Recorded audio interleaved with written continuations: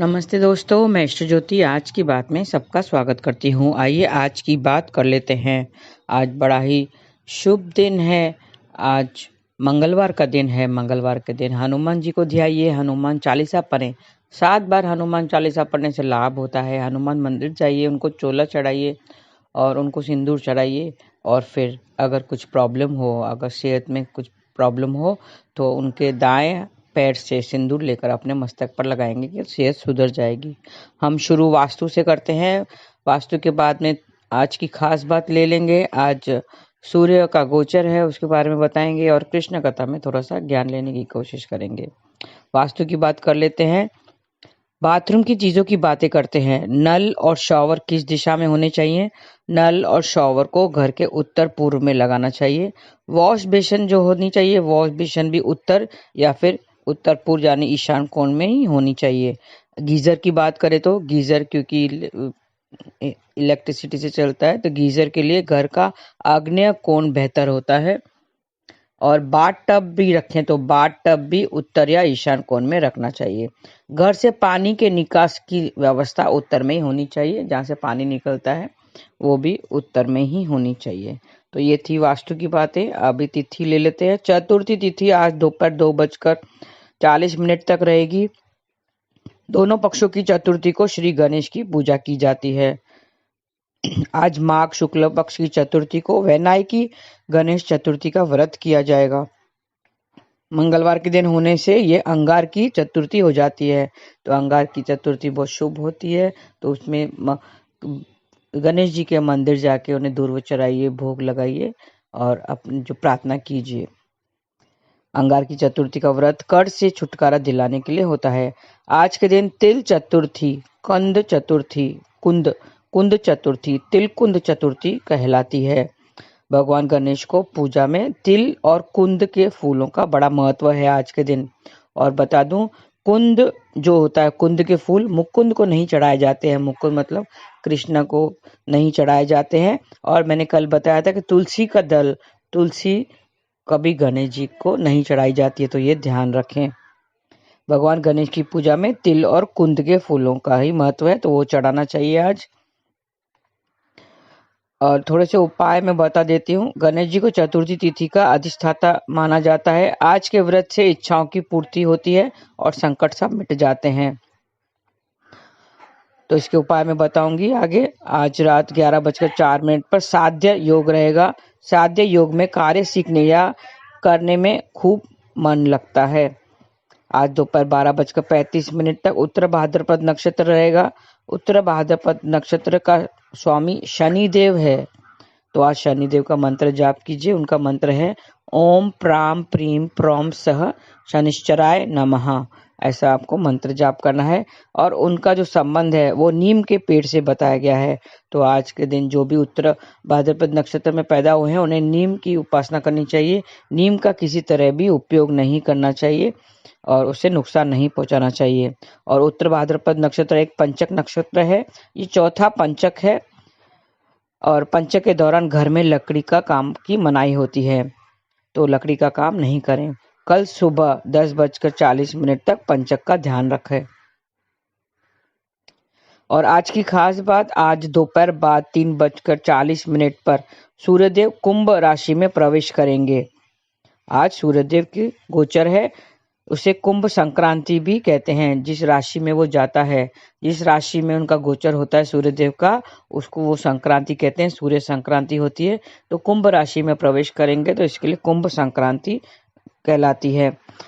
14 मार्च की दोपहर 12:35 तक ये कुंभ राशि में ही गोचर करते रहेंगे। तो उससे सब राशियों में थोड़े से इफेक्ट जरूर होंगे, क्योंकि सूर्य देव का गोचर हर महीने होता है। हर महीने तो थोड़े से चेंजेस जरूर आते हैं एनर्जीज में।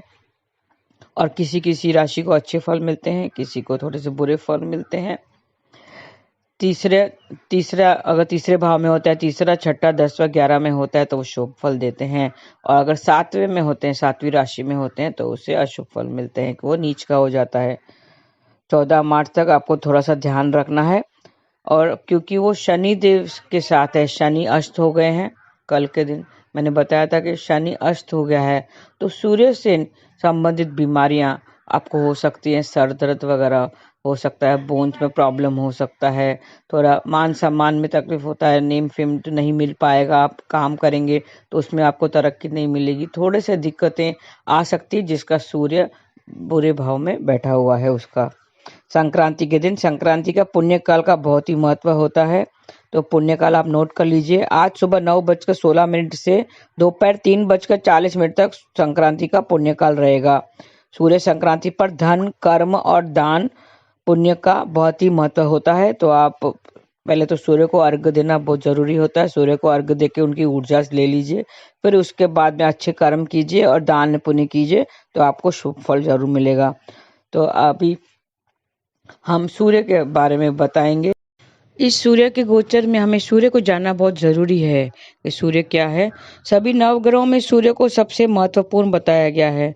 अगर हमारा सूरज मजबूत है तो हमें दूसरे लोगों के पास जाने की जरूरत नहीं है, दूसरे लोग खुद हमारे पास आएंगे।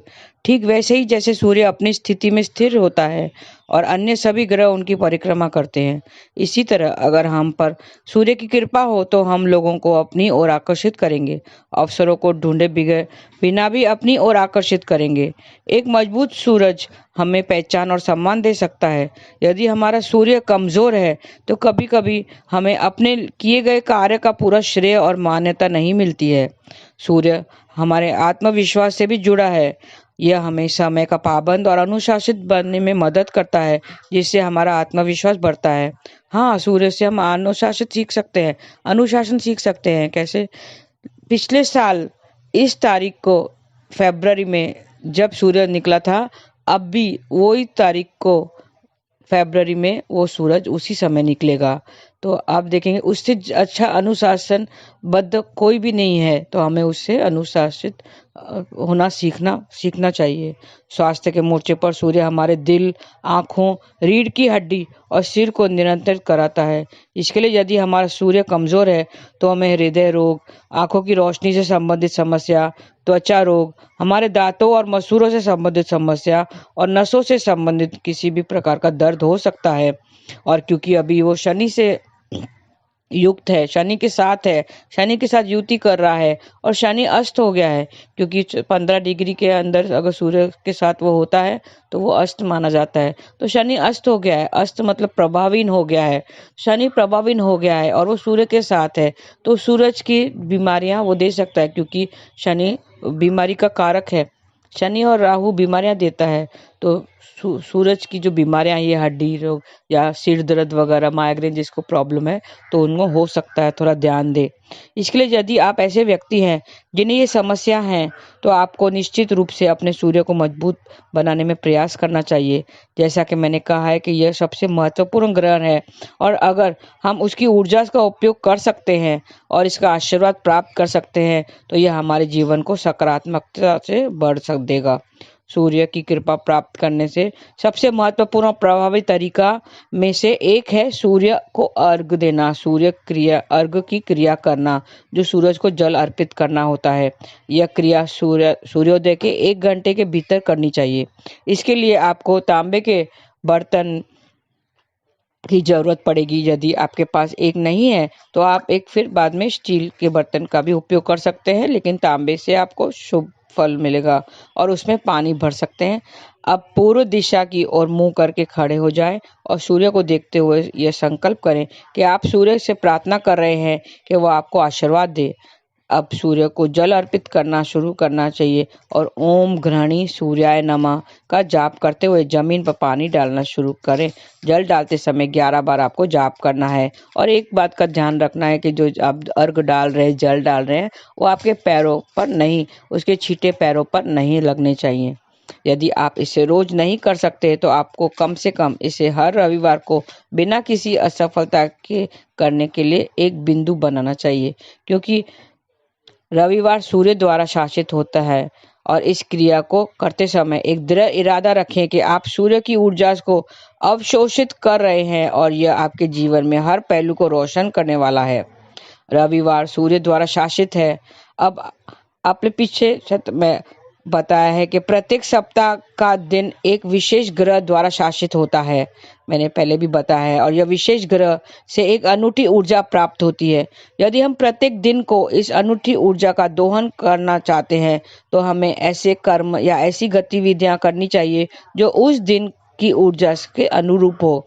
यह समझने के लिए कि वो कौन सी गतिविधियां हैं जो रविवार की अनूठी ऊर्जा से मेल खाती हैं, आइए थोड़ा सा हम ज्ञान ले लेते हैं।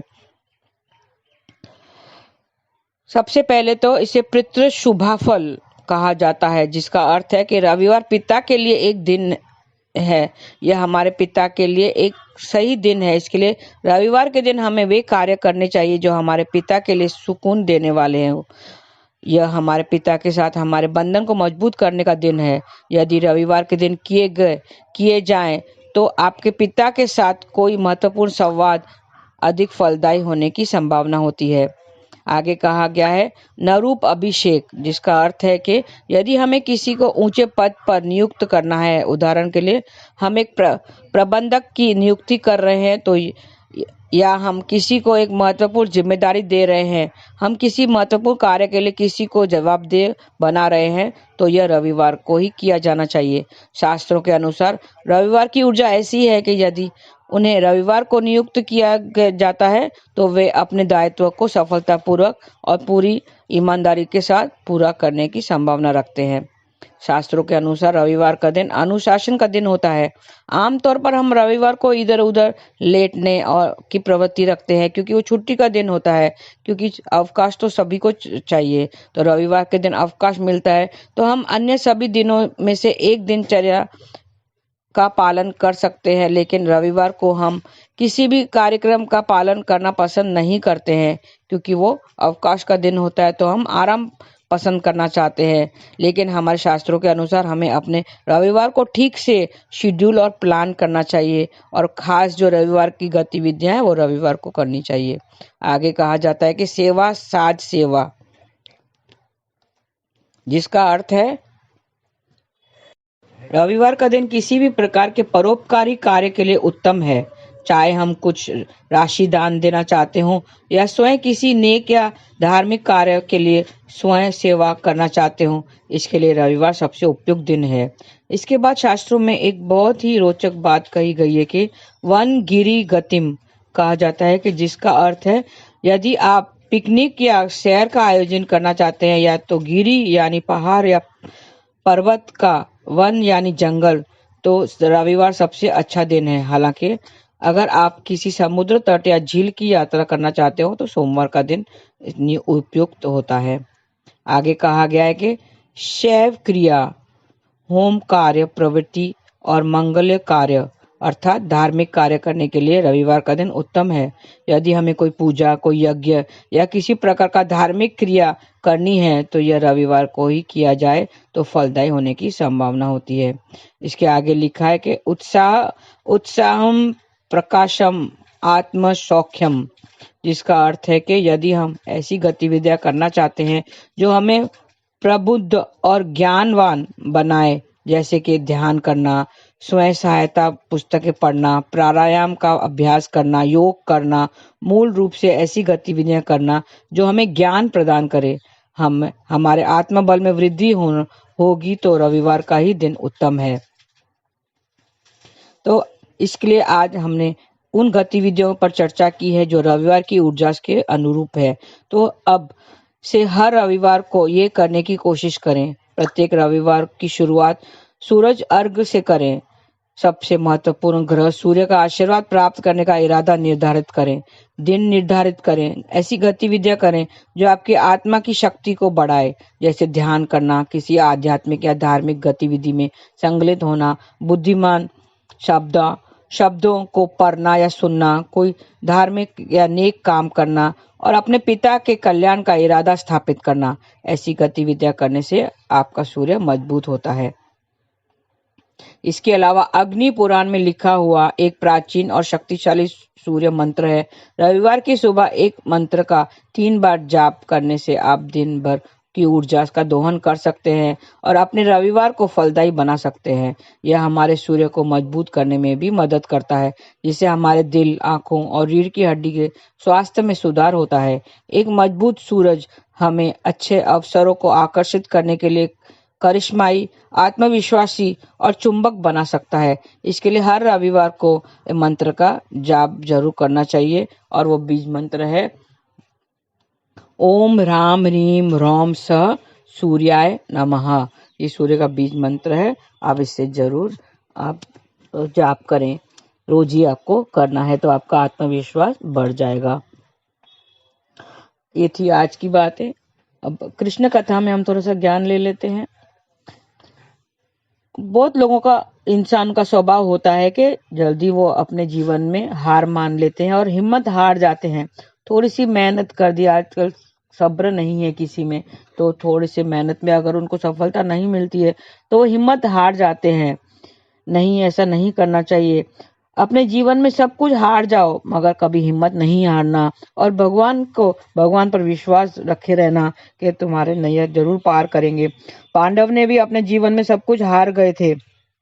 पांडव अपने जीवन में सब कुछ हार गए थे। कौरवों के साथ जब उसने जुआ खेला था, द्रुत क्रिया जब खेली थी, तब उन्होंने ईश्वर से आज्ञा नहीं मानी थी, न तो ईश्वर की सलाह ली थी, न ही ईश्वर को उनको बुलाया था। तो उनका परिणाम क्या हुआ? वो सब कुछ हार गए, इतना तक कि अपनी पत्नी तक को हार गए द्रुत क्रिया में। लेकिन बाद में उन्हें जब समझ आया तो सब कुछ उन्हें मिल गया। ईश्वर पर उन्होंने विश्वास रखा और कभी हिम्मत नहीं हारी। उन्होंने सब कुछ हार गए मगर हिम्मत नहीं हारी। इसके लिए उन्हें अंत में बाद में हस्तिनापुर का राज्य भी मिला और वो राजा भी बन गए और जो भी खोया था वो सब कुछ मिल गया। कहा जाता है कि राम नाम के साबुन से जो मन की मैल मिटाएगा, निर्मल मन के शीश से वो राम का दर्शन पाएगा। तो अपने अपने जो मन की मैल है, जो वो राम नाम के साबुन से हमें मिटाना चाहिए। तो फिर हमारे मन रूपी शीश अंदर है जो, उसमें राम का दर्शन जरूर पाएगा। तो हमें राम को अपने साथ रखना चाहिए।